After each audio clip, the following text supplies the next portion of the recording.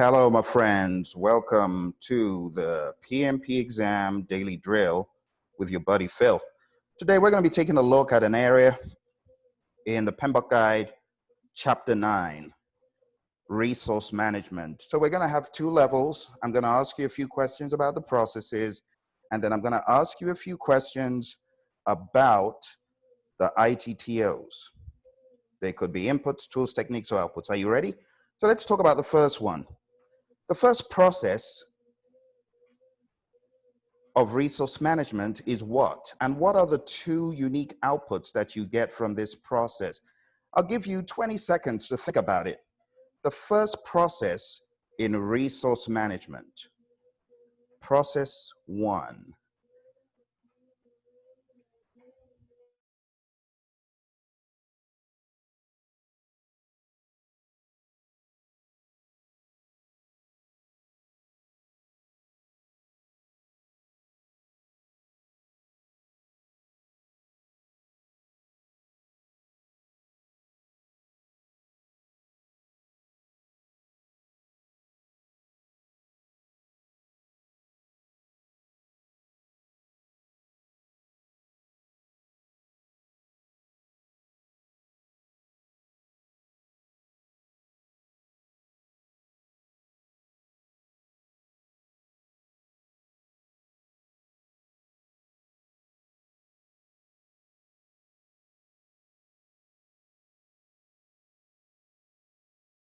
All right, the answer to this question, my friends, is the first process is plan resource management, and the two outputs you get are the resource management plan and the team charter.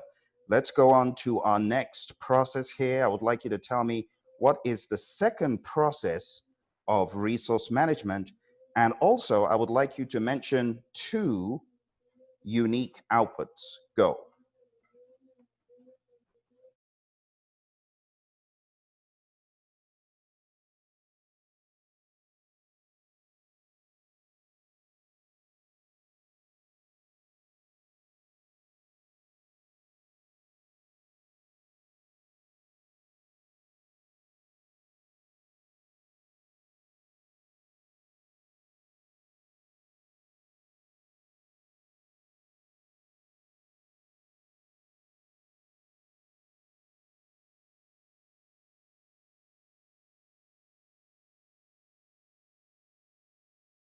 Five, four, three, two, and one. And the two outputs, you can see the process is estimate activity resources. Estimate activity resources gives you resource requirements, and it also produces a resource breakdown structure.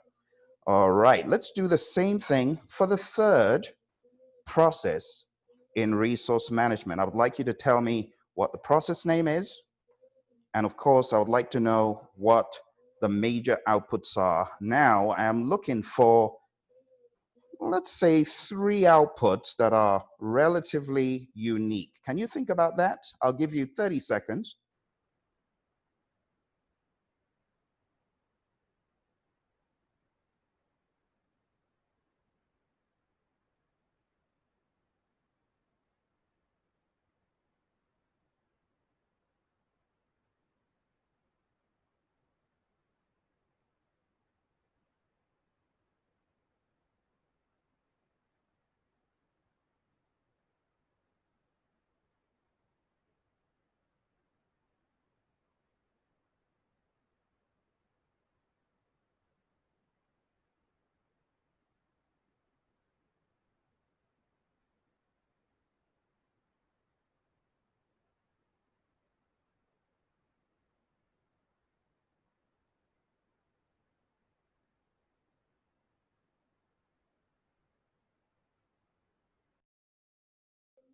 All right, 3, 2, and 1.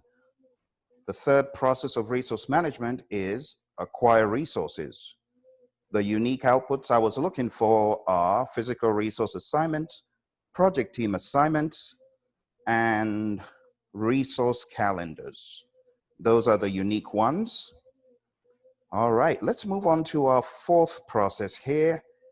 And this does not have as many unique outputs. That's a clue. From this, I would like you to tell me at least one unique output, and it's the most glaring. Now, there's another output that is semi-unique, I would say. It doesn't appear in just one place. It appears in two places, but do you know which one I'm talking about? So let's go. Process 4. What is the process name and what are the unique outputs? Go.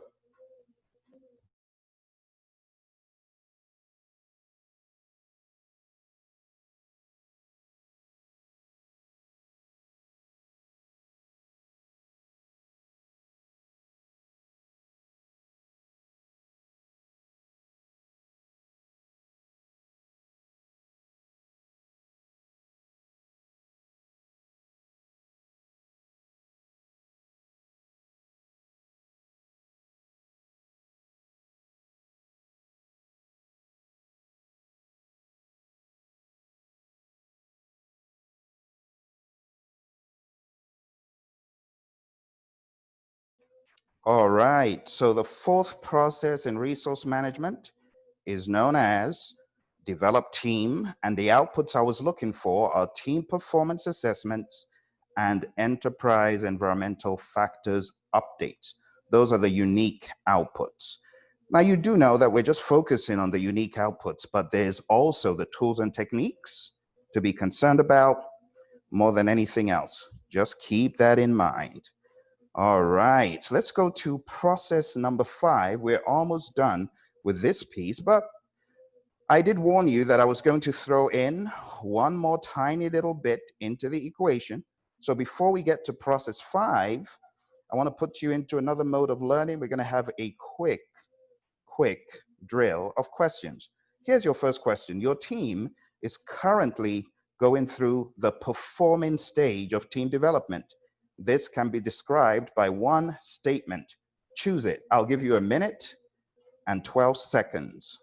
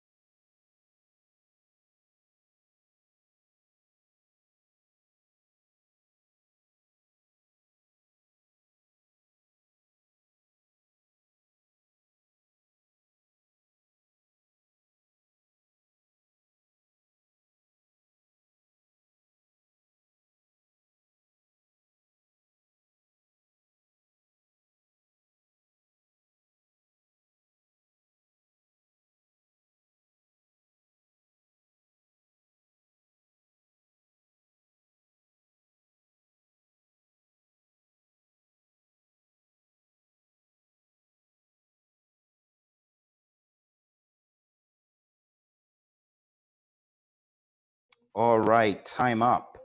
So this is a direct cutout of what is in the PMBOK guide. Let's think about it. So when we talk about the performance stage, the team is functioning as a well-oiled unit. They are interdependent. That is the key word. So let's look at the options. In this phase, A says team members begin to work together and adjust their work habits and behaviors to support the team. The team members learn to trust each other. This is not right. If you go to the PMBOK guide, you realize that this is talking more about norming. Norming is when they learn to trust each other, and you can find this in the PMBOK guide on page 338. So in actuality, what you have in this aspect is incorrect. It does not map back to performance. So we cancel A. So let's get rid of A. Let's read B. In this phase, team members are interdependent. That's the word we're looking for. and work through issues smoothly and effectively. Let's hold on to that. Let's read C. In this phase, the team completes the work and moves on from the project. This sounds like the adjourning phase. So it's not this. And D says, during this phase, the team begins to address the project work, technical decisions, and the project management approach. Now, I want to call your attention to that same page in the PMBOK guide, just in case you get questions like this on the exam.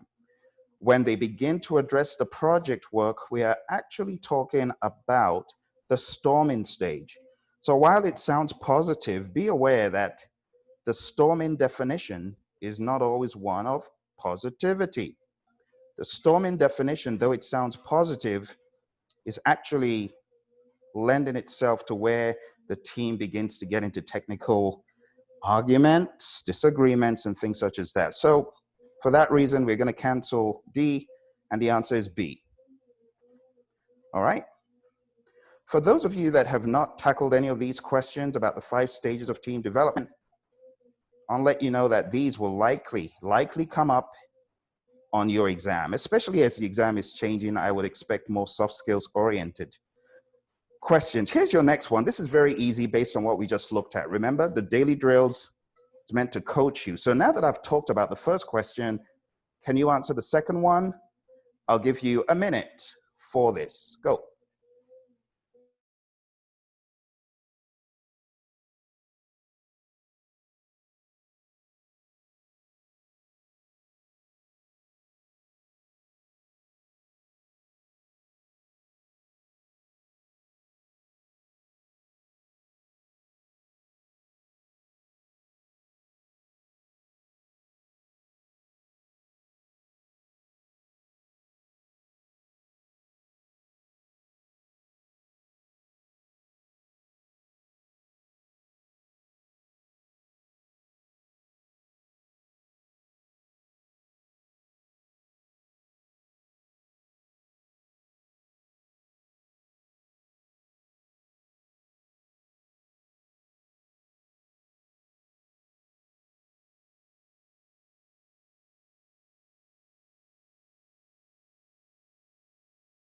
All right, 3, 2, and 1. So we went through this process. Remember what I told you about when the team begins to address the project work? So the answer is D. Okay. All the other options, like I said, that's norming, that's performing, that's adjourning. So D is the right answer. Okay. So let's do that one more time. I want to make it very clear. A, B, and C are all other things, and the answer is D. Okay. Let's go on to one more question. I know this is developed team, and we just looked at it. Here's another one. You have been brought in to lead a project that has a high visibility. You are documenting who is responsible, accountable, consultative, and informative on the project. In which document can this be found? Think about it. I'll give you 30 seconds. Be quite straightforward.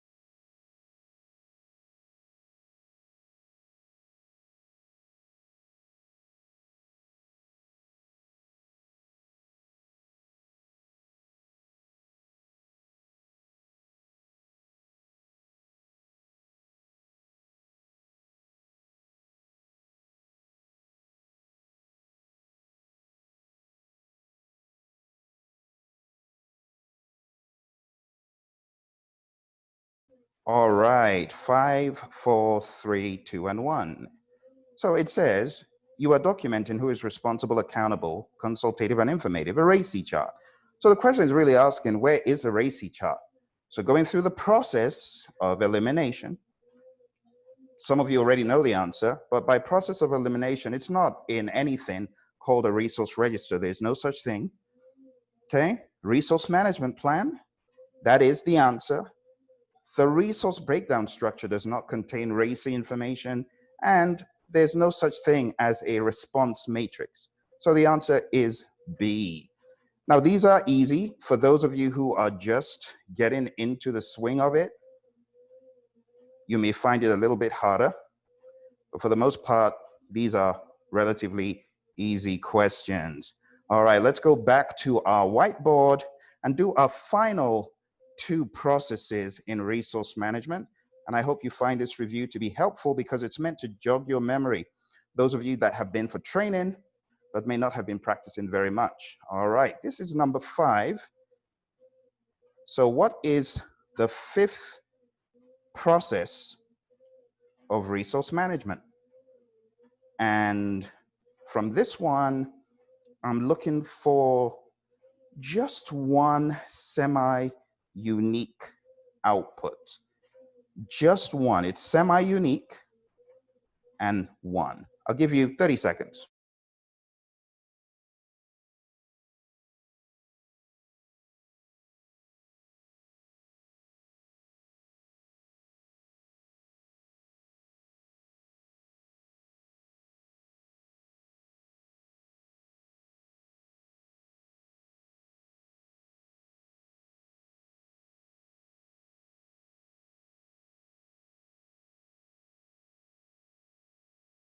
All right. And as you can see, I have typed in the answer for you. It's managed team and it's enterprise environmental factors updates. All right. Sorry for spilling the beans. It was not intentional. We are down to a final one. And before I go to that final one, let's talk about enterprise environmental factors updates. So enterprise environmental factors updates is talked about in developed team and managed team. And in developed team, actually, let me back up. Let me back up a little bit. So first of all, you do need to know what enterprise environmental factors are. And when you know what they are, you will be able to distinguish between EEFs and OPAs. It is so important that you are able to do this, distinguishing between EEFs and OPAs. Let me also say that EEF updates is also an output of acquire resources. So when I asked you about acquire resources, I could have asked you for 4 kind of unique and semi-unique things, but I did not ask you for it in acquire resources. So be aware that in resource management, we have EEF updates in acquire resources, develop team, and manage team. I would advise you to go through all these areas and make sure you know the relevance of the EEFs. Now, it all boils down to resources you have and their skill level and their experience being updated in your repositories. That is really what it boils down to, okay? All right, let's talk about the final process here. The final process is none other than, you tell me. I'll give you 30 seconds. And of course, the unique output, semi-unique.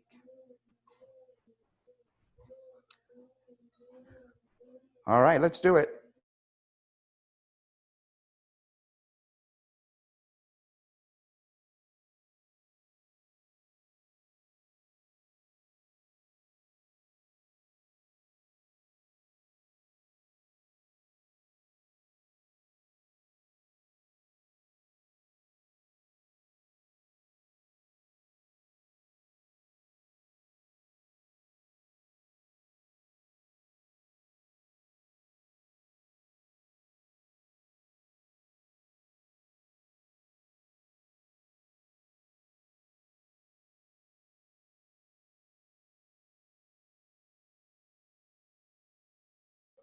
All righty, 5, 4, 3, 2, and 1.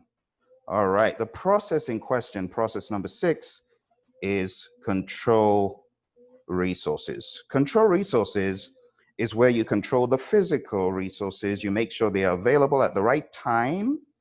You ensure that they are being used as you said they would be used. Okay? The outputs, work performance information, and change requests, they are not entirely unique, but that's the best we can get from this process.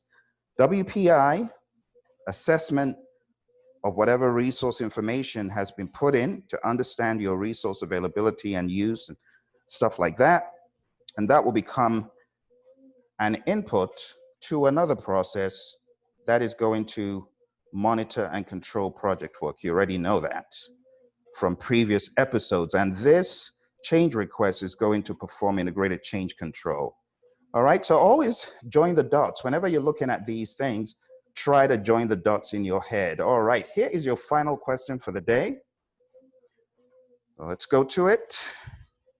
You are working on a process that outlines and guides the selection of resources and assigns them to their respective activities. Which process should follow? Think about it. I'll give you a minute.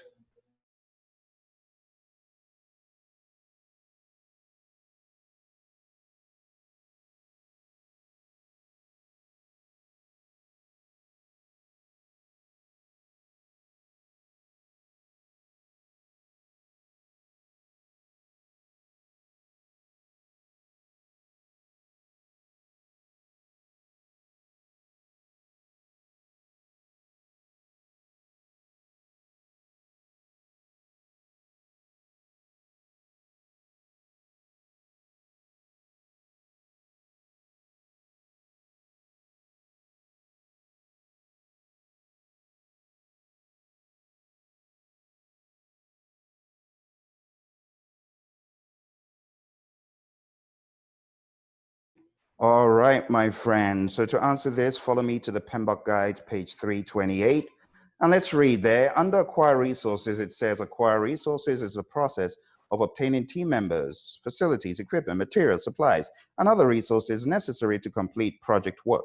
The key benefit of this process is that it outlines and guides the selection of resources and assigns them to their respective activities. This process is performed periodically throughout the project as needed. So you understand that what we're talking about here is really acquire resources. So if we are in acquire resources, which of these processes comes after it? You would have looked for develop team, it's not there. Which one is the next best option if what you're looking for is not there? Or should I say, which of these is the best option since what you're looking for is not there? The best option, my friends, is manage team, because in terms of order, that comes next. All right, so I hope you enjoyed this daily drill going through resource management.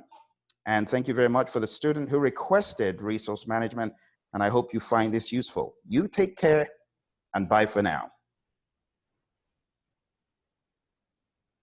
Oh, quick announcement. For those of you looking for training, you want to go on down to the website pmsucceed.com and sign up for our upcoming boot camp. It's starting actually on the 29th of July. We are opening up our doors to kind of have some impromptu discussions. And after those impromptu discussions, we will start the course proper on August 15th. So there's still a lot of time for you to sign up, but you want to do it quick. Sign up today. Take care. Bye for now.